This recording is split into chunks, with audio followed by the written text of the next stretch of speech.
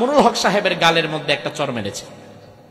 আল্লামা মামুনুল হক হাফিজাহুল্লাহ স্টেজের মধ্যে, আরেক বড় শায়েখ তিনি স্টেজে উঠলেন, উঠে বললেন, এই ক্যামেরা কেন? মামুনুল হক সাহেব বললেন, হুজুর ক্যামেরা নামাচ্ছি। আগে নামাও নাই কেন? এগুলো হারাম না? এই কথা বলে এবার মামুনুল হক সাহেবের গালে আলতো করে একটা চপেটাঘাত করলেন। এরপরে এই ভিডিওটা আবার দূর থেকে কেউ একজন মোবাইলে করে ফেলছে। এই ভিডিও যখন ইন্টারনেট ইউটিউবে প্রচার হয়ে গেল, সব জায়গা থেকে সমালোচনার ঝড় উঠল যে তার মতো একজন মুরব্বী আলেম আরেকজন ছেলের বয়সী, ছাত্রের বয়সী একজন আলেমকে হাজারো লক্ষ জনতার সামনে গালে হাত দিবে, গালে আঘাত করবে, এটা হয়? এরপরে আল্লাহ দিলে ওই শায়েখের পক্ষে আবার কিছু বড় বড় হুজুর বের হয়ে গেছে। তারা এবার ফতোয়া দিচ্ছে, না না না না, আপনারা বিষয়টাকে এভাবে দেখতেছেন কেন? আসলে এটা তো উস্তাদ এবং ছাত্রের মহব্বত, এবং এটা তো ভালোবাসার শাসন। আরো এক ধাপ এগিয়ে বলা হচ্ছে, মানুষের সামনে একটু চড় থাপ্পড় দেওয়া, এটা নাকি জালালি সুন্নত। কি সুন্নত? জালালি। জালালি মানে হচ্ছে গরম। জালালি মানে কি? কথা বলেন না। জালালি মানে কি? রাসূলুল্লাহর সুন্নত তো জালালি না, বরং রাসূলুল্লাহর সুন্নত হবে জামালি। জামালি মানে সুন্দর, ঠিক কিনা? রাসূলুল্লাহর লক্ষ লক্ষ সাহাবায়ে কেরাম, এর মধ্যে কোন সাহাবীকে রাসূল কোনদিন ভরা মজলিসে একটা থাপ্পড় মারছে এমন একটা হাদিস আপনারা পেয়েছেন? রাসূলুল্লাহ সবচাইতে কাছের সাহাবী, সবচাইতে কাছের রাসূলুল্লাহর সাথে 10 বছর খেদমত করে খাদেম হিসাবে ছিল আনাস বিন মালিক রাদিয়াল্লাহু আনহু। আনাস বলে, আমি তো 10 বছর মুহাম্মদুর রাসূলুল্লাহর সাথে ছিলাম, 10 বছরে আমার রাসূল কোনদিন আমাকে আঘাত করা, বকা দেওয়া তো দূরে থাক, কোনদিন আমার দিকে চোখ রাঙিয়ে চোখ মোটা করেও তাকান নাই। এটাই হচ্ছে রাসূলের সুন্নাহ। আর তোমার যে হুজুর স্টেজে হাজারো মানুষের সামনে আরেকজনের গালে আঘাত করতে পারে, বিশ্বাস করো ওটা রাসূলুল্লাহর সুন্নত না, ওটা তোমার হুজুরের ব্যক্তিগত আক্রমণ, ঠিক না? ব্যক্তিগত আক্রমণ তুমি সুন্নাত বলে চালায় দাও, ওটা কি সুন্নাত হতে পারে? দিন একটা শব্দ, কায়েম আরেকটা শব্দ, তাইলে দিন কায়েম শব্দ কয়টা? দিন মানে ইসলাম। দিন মানে কি?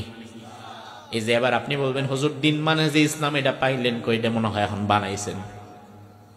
আমার ভাইরা, কোরআন আমার সামনে দিন মানে যে ইসলাম, এবার আমি আপনারে প্রমাণ দেই। কারণ আল্লাহ নিজেই বলেছেন, ইন্নাদ দীনা ইনদাল্লাহিল ইসলাম। আল্লাহ নিজেই বললেন, আমি আল্লাহর কাছে গ্রহণযোগ্য মনোনীত একমাত্র দিনের নাম হচ্ছে ইসলাম। জোরে কোন কি? তাইলে দিন শব্দের অর্থ হচ্ছে ইসলাম। আর কায়েম, কায়েম মানে হচ্ছে প্রতিষ্ঠা করা, স্টাবলিশড করা। কোন জিনিস কোন জায়গায় প্রতিষ্ঠা আছে না নাই এটা বুঝবেন কিভাবে? যখন দেখবেন ওই জিনিসের বিপরীতে করলে মানুষ বাঁকা ভাবে তাকায়, তাচ্ছিল্য করে, হাসাহাসি করে। যেমন বাংলাদেশে এই যে আজকের মাহফিলেও মাশাআল্লাহ আমরা অনেকে লুঙ্গি পরে আসছি না? কথা কয় না? লুঙ্গি আছে না? লুঙ্গি পরে এসেছেন। এখন বাংলাদেশে কেউ যদি লুঙ্গি পরে রাস্তায় বের হয়, মানুষ কি তারে দেখে হাসাহাসি করে? করেন? করেন আপনারা?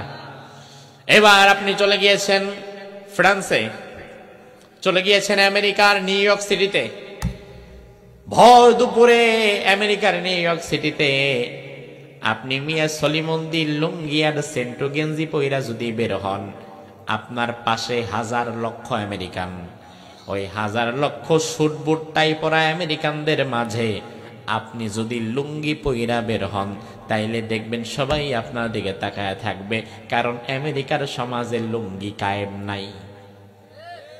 বুঝাইতে পারতেছি আমি বিষয়টা? কিন্তু লুঙ্গিটা আপনার সমাজে কায়েম আছে। লুঙ্গিটা লুধিয়ানাতে কায়েম আছে, লুঙ্গি নোয়াখালীতে কায়েম আছে, লুঙ্গি কুমিল্লায় কায়েম আছে, লুঙ্গি চট্টগ্রামে কায়েম আছে। এই জন্য আপনি যদি কুমিল্লা থেকে চট্টগ্রামে লুঙ্গি পইরা চলেও যান, বাসের মধ্যে লুঙ্গি পরছেন কেন সেই জন্য আপনার দিকে কেউ তাকাবে না, কারণ এই অঞ্চলে লুঙ্গি পরা কায়েম আছে। কিন্তু আপনি যদি লুঙ্গি পরে আমেরিকা নিউ ইয়র্ক সিটিতে বের হন, তাইলে সবাই আপনার দিকে তাচ্ছিল্যের নজরে হাসাহাসি করবে, তাকাবে, কারণ আমেরিকাতে লুঙ্গি কায়েম নাই। কথা কয় না।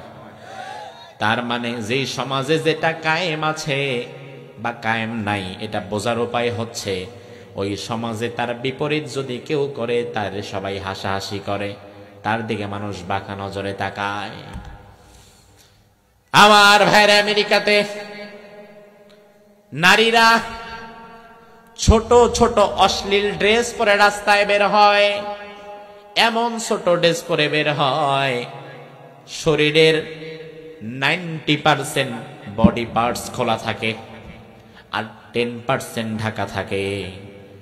এজন্য আমেরিকায় যদি 90% বডি পার্টস খুলে কেউ যদি রাস্তায় হাঁটে, তার দিকে তাকাবে না মানুষ, কারণ আমেরিকার পরিবেশে সেটা কায়েম আছে, সেটা স্বাভাবিক। কিন্তু শরীরের 90% বডি পার্টস খুলে শুধুমাত্র অল্প কিছু পোশাক আদি পরে কেউ যদি আগামীকাল সকালবেলায় আপনার এই রাস্তা দিয়ে হাইটা যায়, তাইলে রিক্সাওয়ালা, চাওয়ালা, ঠেলাওয়ালা আর পোলাপান সব টাকায় অবস্থা খাবে, কারণ বাংলাদেশ এটা কায়েম নাই।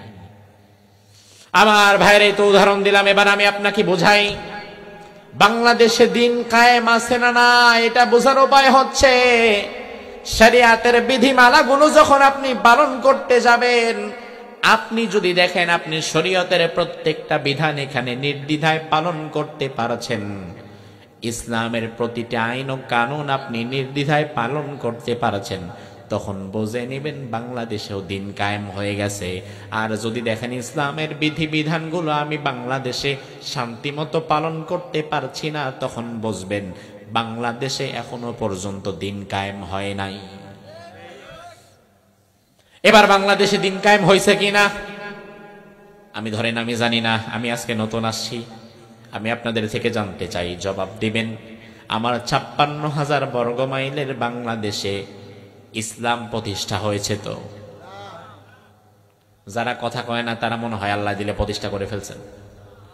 আবার জবাব দেন, আমার 56,000 বর্গ মাইলের এই বাংলাদেশ, যে বাংলাদেশে 54 বছর যারা ক্ষমতায় ছিল তারা সবাই মুসলমান, কারণ 54 বছরে বাংলাদেশে মূল ক্ষমতায় কোনো হিন্দু বসে নাই, খ্রিস্টান বসে নাই, ইহুদি বসে নাই, নাসারা বসে নাই। 54 বছরে বাংলাদেশ যারা পরিচালনা করলো সবাই মুসলমান। তাইলে মুসলমানেরা একটা ভূখণ্ড 54 বছর পরিচালনা করেছে, তাহলে কথা ছিল মুসলমান থাকবে যেখানে, আল্লাহর দিন থাকবে সেখানে। এখন 54 বছরের বাংলাদেশে দিন কায়েম আছে না নাই আমি জানি না, আমি আপনার থেকে জানতে চাই, আপনি জবাব দেন, বাংলাদেশে দিন কায়েম আছে না নাই?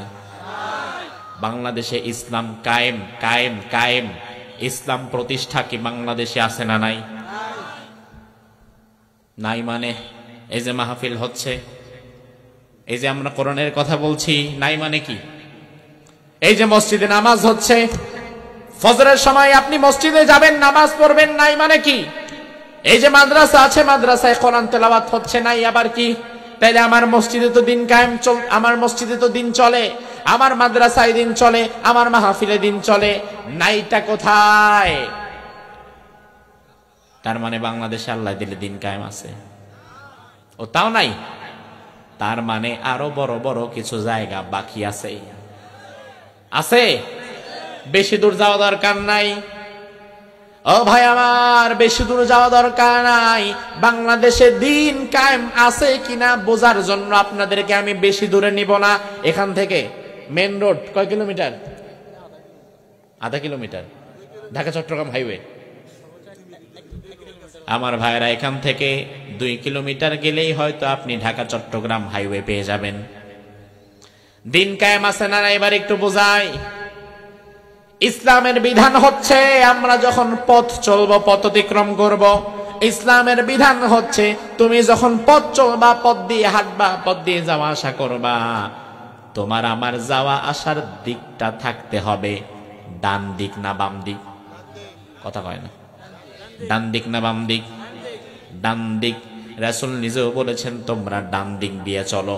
এই জন্য যে যখন হাঁটবে সে তার ডান দিকের রাস্তাটা বেছে নিবে। এবার আপনি আল্লাহ দিলে রাসূলের এই হাদিস পড়েছেন, রাসূলের সুন্নাত আপনি পালন করবেন। যেহেতু রাসূল বলেছেন ডান দিক দিয়ে চলো, যে যার ডান দিক দিয়ে চলবে, প্রত্যেকেই তার ডান পাশটা বেছে নিবে।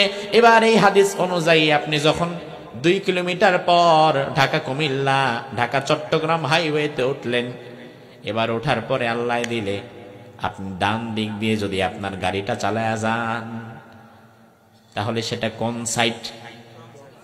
কোন সাইড? যদি ট্রাফিক পুলিশ আপনারা দেখে তাইলে সুমা দিবে না মামলা দিবে? অথচ আপনি তো সুন্নত পালন করতে আসলেন, দরকার ছিল আপনার কপালে একটা সুমা দেওয়া। এবার ট্রাফিক পুলিশ আপনারা ধরবে, বেটা মোটরসাইকেল নিয়ে উঠলি, রং সাইডে কেন, ডান দিকে কেন আসছ? ডান দিক তো বলবে না, বলবে রং সাইড। কোন সাইড? কোন সাইড? রং সাইড মানে কি? রং মানে কি? রং রং মানে ভুল। আপনি একবার চিন্তা করেন, আপনার রাসূলের সুন্নত যেটা মানুষের তৈরি করা আইন, ওটারে বানায় দিছে ভুল। তার মানে কেমন যেন আমার রাসূলের কথাটারে তারা ডাইরেক্ট ভুল বলতেছে। আমার রাসূল বলেছেন ডান দিক দিয়ে হাঁটো, আর তোমার দেশের আইন বলে ডান দিক দিয়ে যারা যায় তারা ভুল করে, তারা ভুল সাইডে যায়। ও মিয়া ভাই, ভালো করে বুঝে নাও, দুনিয়াতে রাসূলের কথারে কেউ যদি ভুল বলে, ইচ্ছায় বলুক আর অনিচ্ছায় বলুক, ওর ঈমান কি থাকে নাকি? ঈমান থাকে? অসম্ভব। রাসূলের কথারে ভুল বলা তো দূরের কথা, রাসূলের কথার বিরুদ্ধে গেলে তো ঈমান থাকে না। সেখানে সরাসরি রাসূলের কথাকে ভুল প্রমাণিত করা হচ্ছে। তার মানে আমার ভাইরা দেখেন, দিন কায়েম যদি হতো, বাংলাদেশে আপনি ডান দিক দিয়ে চলতে পারতেন, বাংলাদেশের রাস্তাগুলো সেইভাবে হতো, বাংলাদেশের গাড়ির ধরনগুলো সেইভাবে হতো। কিন্তু বাংলাদেশে দিন কায়েম না থাকার কারণে বাংলাদেশে আপনি রাসূলের সুন্নাত পালন করতে গিয়ে পদে পদে পদে পদে বাধাগ্রস্ত হবেন। আপনি কোথাও পরিপূর্ণ কোরআন এবং সুন্নাহ অনুযায়ী থাকতে পারবেন না। আপনি বলবেন হুজুর অন্তত মসজিদে তো আল্লাহ দিলে পারবো। আমি বলবো ভাই, মসজিদেও পারবা না। কারণ আপনি যখন মসজিদে গেলেন, এবার কোরআন আপনার হাতে, কোরআন আপনি খুললেন, কোরআন আপনি খুলে এবার দেখলেন আল্লাহ রাব্বুল আলামিন বলছেন হাল্লাল্লাহুল বাইআ ওয়া হাররামার রিবা, আমি আল্লাহ ব্যবসাকে হালাল করলাম, সুদকে হারাম করলাম। এরপরে আল্লাহ আরেক আয়াতে বলছেন ফাইল্লাম তাফআলু ফাযানু বিহারবিম মিনাল্লাহি ওয়া রাসূলি, তোমরা সুদ ছেড়ে দাও, আর যদি কেউ সুদ না ছাড়ো আমি আল্লাহর জন্য যুদ্ধ করার জন্য প্রস্তুত হও, আমি আল্লাহর বিরুদ্ধে যুদ্ধ করার জন্য প্রস্তুত হও। এবার আপনি মাশাআল্লাহ কোরআন হাদিস পড়ে সুদের বিরুদ্ধে মসজিদের মিম্বার থেকে জ্বালাময়ী একটা বক্তব্য দিলেন। আপনার এই বক্তব্য শুনে উপস্থিত যে মানুষগুলো সুদ খায় না, সুদের ধারে কাছে নাই, তারা জোরে জোরে বলবে ঠিক আছে হুজুর, চালায় যান, সুবহানাল্লাহ, আলহামদুলিল্লাহ। কিন্তু একটু তাকালে দেখবেন মসজিদের ডান দিকে বিরাট একটা জায়নামাজ নিয়ে আছে, সভাপতি সাহেব বসে আছে। এই সভাপতি সাহেব নিজে সুদের হেডমাস্টার। এবার একটু বাম দিকে তাকালে দেখবেন আল্লাহ দিলে বাম দিকে জায়নামাজ নিয়ে লাল দাড়িওয়ালা যেই কোষাধ্যক্ষ কেশিয়ার বসে আছে, উনি নিজে সুদী ব্যাংকের অফিসার। তাইলে সভাপতি পাইলেন সুদের হেডমাস্টার, আর কেশিয়ার পাইলেন সুদের অফিসার। এবার আপনি যখন জুমার দিন সুদের বিরুদ্ধে জ্বালাময় বক্তব্য দিয়া জুমার নামাজ পড়ায় নামলেন, নামার পরে আস্তে আস্তে কানে কানে আপনারে বলবে আল্লাহ দিলে আপনি এখন এখান থেকে আউট হন। না, বাংলাদেশে এমন দৃশ্য নাই। বাংলাদেশে সুদের বিরুদ্ধে, ঘুষের বিরুদ্ধে, অপরাধের বিরুদ্ধে কথা বলে চাকরি হারিয়েছে এমন ইমাম আছে না নাই?